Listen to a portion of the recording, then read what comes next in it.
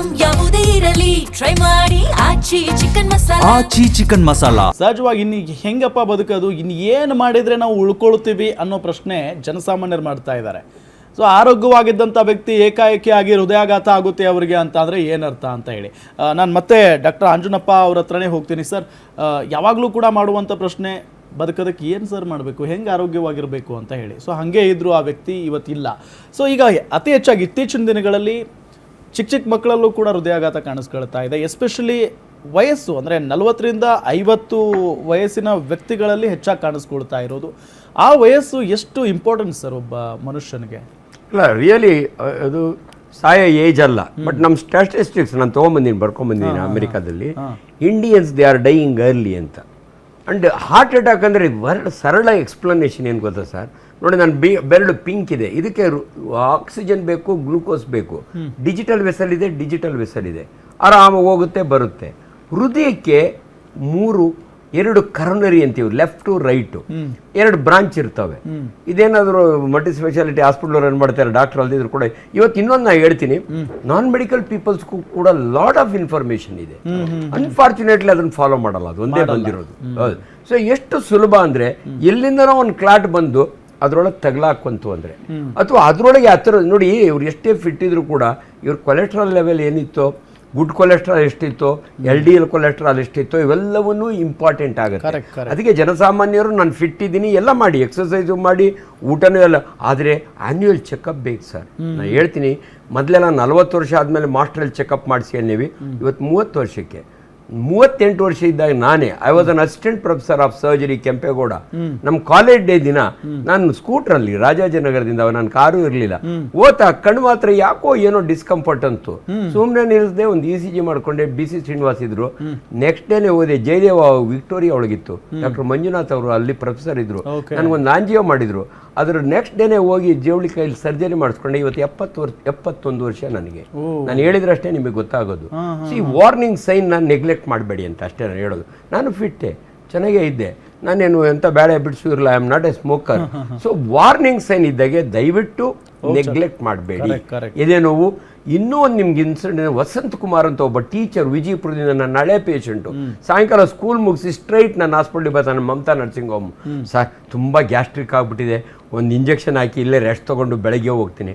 ನಾನು ಪೇಷಂಟ್ಗಳ ಮಧ್ಯೆ ಬಂದು ನೋಡ್ತೀನಿ, ಐ ಆಮ್ ನಾಟ್ ಕಂಫರ್ಟಬಲ್, ನಾನು ಐ ಆಮ್ ಎ ಸರ್ಜನ್. ನಮ್ಮಲ್ಲಿ ECG ಇಲ್ಲ.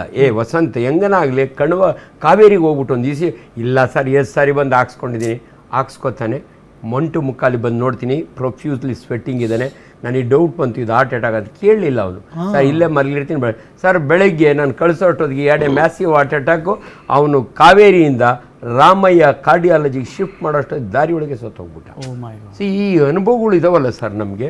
ರಿಯಲಿ ಎಲ್ಲೋ ಇವ್ರಿಗೆ ವಾರ್ನಿಂಗ್ ಸೈನ್, ತಾವೇ ECG ಮಾಡಿಸ್ಕೊಂಡ್ರು ಅಂದರೆ ಎಲ್ಲೋ ಡೆಫಿನೆಟ್ಲಿ ಸರ್ ಹೇಳ್ದಂಗೆ ಅವ್ನಿಗೆ ವಾರ್ನಿಂಗ್ ಸೈನ್ ಬಂದಿದೆ. ಸರ್, VIP ಒಂದು ಪ್ರಾಬ್ಲಮ್ ಏನು ಗೊತ್ತು, ಇವತ್ತು ಪುನೀತ್ ರಾಜ್ಕುಮಾರ್ ತೀರ್ಕೊಂಡು ನನಗೆ ಆತ್ಮೀಯರು, ಅವ್ರ ಫ್ಯಾಮಿಲಿ ಎಲ್ಲ, ಅವ್ರ ಮಾವ ಅಂತೂ ನನಗೆ ಬಹಳ ಆತ್ಮೀಯರು. ಸುಬ್ಬಣ್ಣ, ನಾವೆಲ್ಲ ಒಟ್ಟಿಗೆ ಊಟ ಮಾಡೇವಿ.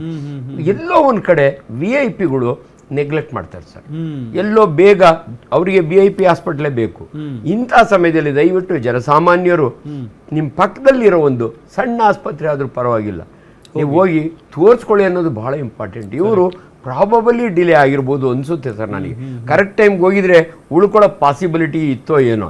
ಬಟ್ ಎಲ್ಲ ಮಾತಾಡಿದ ಮೇಲೂ ಅಲ್ಟಿಮೇಟ್ಲಿ ಫಿಲಾಸಫಿ ಮಾತಾಡ್ತೀವಿ, ಹಣೆ ಬರ ಹೊಣೆ ಯಾರು ಅಂತ. But as a doctor definitely ಉಳಿಸ್ಕೊಳ್ಳೋ ಚಾನ್ಸ್ ಇರ್ತಾವೆ ಸರ್. ನಾವು ಹಾಸ್ಪಿಟಲ್ ನೋಡ್ತೀವಿ, ಭಾಳ ಜನ ಬಂದು ಉಳ್ಕೊಂಡಿರೋರು ಇದ್ದಾರೆ.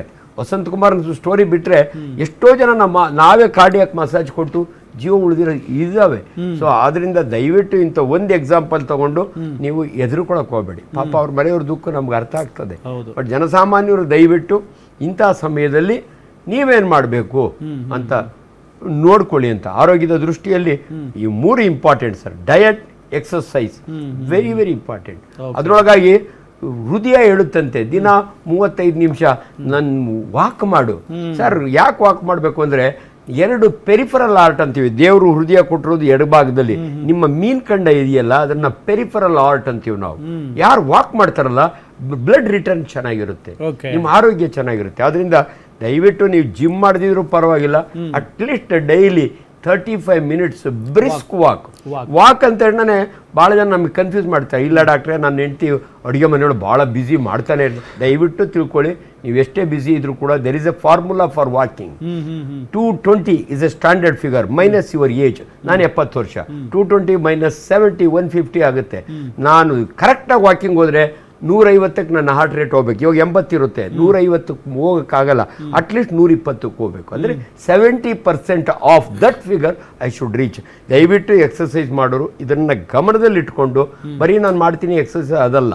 ಆ್ಯಂಡ್ ಎಲ್ಲ ಫಿಗರು ಇಂಪಾರ್ಟೆಂಟ್ ಸರ್. ಕೊಲೆಸ್ಟ್ರಾಲ್ ಇವತ್ತು ಬ್ಲಡ್ ಗ್ಯಾಜೆಟ್ಸ್ ಎಷ್ಟು ಚೆನ್ನಾಗಿದ್ದಾವೆ ಅಂದರೆ, ಎನಿ ಹಾರ್ಟ್ ಅಟ್ಯಾಕ್ ಆದಾಗೆ ನಾನು ಟ್ರೋಪಿನ್ ಮಾಡಿದರೆ ಸಾಕು ಸರ್, ಅವ್ನಿಗೆ ಹಾರ್ಟ್ ಅಟ್ಯಾಕ್ ಆಗಿದೆ, ನಾವಿಬ್ಬರು ಅವಲ್ಲೇ ಮಾತಾಡ್ತೇವೆ. ಜಸ್ಟ್ ಒಂದು ಬ್ಲಡ್ ಟೆಸ್ಟ್ನೊಳಗೆ ನಿಜವಾಗ್ಲೂ ಹಾರ್ಟ್ ಅಟ್ಯಾಕ್ ಆಗಿದೆಯೋ ಅನ್ನೋದು ಗೊತ್ತಾಗ್ಬಿಟ್ಟಿರೋದು. ದಯವಿಟ್ಟು ಇವನ್ನೆಲ್ಲವನ್ನು ಗಮನದಲ್ಲಿ ಇಟ್ಕೊಳ್ಳಿ ಅಂತ ಒಂದು ಎಕ್ಸಸೈಸ್ ಮಾಡೋರು ಕೂಡ ಅತಿಯಾಗಿ ಮಾಡಬಾರ್ದು, ಬೇಕಿಲ್ಲ. ಡೆಫಿನೆಟ್ಲಿ ಜಿಮ್ನೊಳಗೆ ಸರ್ ಹಾರ್ಟ್ಗೆ ತನ್ನದೇ ಆದ ಒಂದು ಇದಿರುತ್ತೆ ಸರ್. ನೀವು ಓವರ್ ಡೂ ಮಾಡಿದರೆ, ಅನ್ಅಕಸ್ಟಮ್ಡ್ ಎಕ್ಸಸೈಸ್ ಮಾಡಿದರೆ ಡೆಫಿನೆಟ್ಲಿ ಕಾರ್ಡಿಯಾಕ್ ಅರೆಸ್ಟ್ ಆಗುತ್ತೆ ಸರ್. ಹಾರ್ಟ್ನಾಗೆ ಒಂದು 2-3 ಪದಗಳಿದಾವೆ ಸರ್. ಒಂದು ಹಾರ್ಟ್ ಅಟ್ಯಾಕ್ ಬೇರೆ, ಕಾರ್ಡಿಯಾಕ್ ಅರೆಸ್ಟ್ ಬೇರೆ, ಹಾರ್ಟ್ ಫೇಲ್ಯೂರ್ ಬೇರೆ, ಇವೆಲ್ಲ ಬೇರೆ ಬೇರೆ ಪದಗಳು ನಾವು ಯೂಸ್ ಮಾಡ್ತೀವಿ. ದಯವಿಟ್ಟು ನಿಮ್ಮ ಏಜಿಗೆ ತಕ್ಕಂಗೆ ನೀವು ಎಕ್ಸಸೈಸ್ ಮಾಡಬೇಕು. ಸೊ ತುಂಬ ಸ್ಟ್ರೀನಿಯಸ್ ಎಕ್ಸಸೈಸು ಮಾಡಬಾರ್ದು. Yes sir.